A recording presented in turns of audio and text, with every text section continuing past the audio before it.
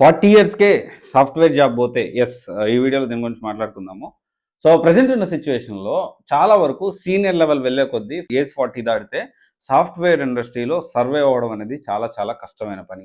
And చాలా కొద్ది మందికి మాత్రమే నెక్స్ట్ లెవెల్ గ్రోత్. మీరు గమనిస్తే మీ మొత్తం టీమ్‌లో, మీ మొత్తం కంపెనీలో ఎంతమంది 40 ఇయర్స్, 45 ఇయర్స్ ఏజ్ దాటిన వాళ్ళు ఉన్నారు? మీరొకసారి గమనించండి. నిజంగా కంపెనీగా చూసుకుంటే, స్మాల్ స్కేల్‌గా చూసుకుంటే సో, మేనేజర్‌లు ఎక్కువ మంది ఉండరు గదా! సో, ఎక్కువ మంది మేనేజర్‌లు ఉండరు. So, project manager, main head manager, ఇలా ప్రాజెక్ట్ హెడ్, టీమ్ లీడ్ ఇలా ఉంటారే గానీ, ఈ ఎక్కువ మంది అంటే ఒకవేళ గాని ఏజ్ 40 దాటిన తర్వాత జాబ్ పోతే మాత్రం ఎస్పెషల్లీ సాఫ్ట్‌వేర్ జాబ్ పోతే మాత్రం చాలా కష్టమైతది తెచ్చుకోవడానికి. ఇది మనం అర్థం జేసుకోవాలి. ఎందుకంటే ప్రెజెంట్ ఉన్న సిట్యుయేషన్‌లో చూస్తా ఉన్నాం. ఒక పక్క లే ఆఫ్స్ అవుతా ఉన్నాయి. ఇంకో పక్క సాలరీస్ ఎక్కువియ్యాలని చెప్పి వాళ్ళ ప్లేస్‌లో ఫ్రెషర్స్‌ని తక్కువ ప్యాకేజ్ వాళ్ళని రిక్రూట్‌మెంట్ చేసుకుంటా ఉన్నారు.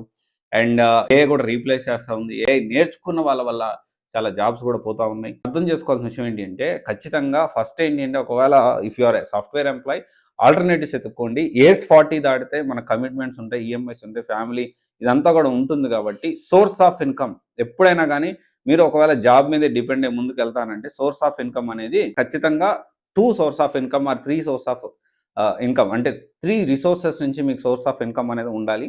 ఒక్క జాబ్ మీదే డిపెండ్ అయ్యారంటే ఖచ్చితంగా మీరు చాలా ఇబ్బంది పడతారు. సో, ఏజ్ 40 తర్వాత జాబ్ పోతే మాత్రం తెచ్చుకోవడం అనేది చాలా కష్టమైన పని. లే ఆఫ్‌లో గాని, లేకపోతే రకరకాల రీజన్ తోటి ఏజ్ 40 తర్వాత సో, చాలా కష్టమైతది. This is the reality. So, అర్థం చేసుకోండి. అంటే ఇప్పుడు వెంటనే కొంతమంది కామెంట్స్ చేస్తారు. ఏజ్ 40 తర్వాత నేను ఇంత ప్యాకేజ్‌తో ఉన్నాను, అంత ప్యాకేజ్‌తో ఉన్నాను. నేనేమంటున్నానంటే ఏజ్ 40 తర్వాత అసలు జాబ్‌లు ఉండవు. జాబ్ చేయడం కష్టం అని నేను చెప్పట్లేదు. కంపెనీస్ అసలు తీసుకోవు అని నేను చెప్పట్లేదు. But most of the scenarios ఏంటి అంటే ఏజ్ 40 తర్వాత కొంచెం సర్వైవల్ అనేది కష్టమవుతుంది.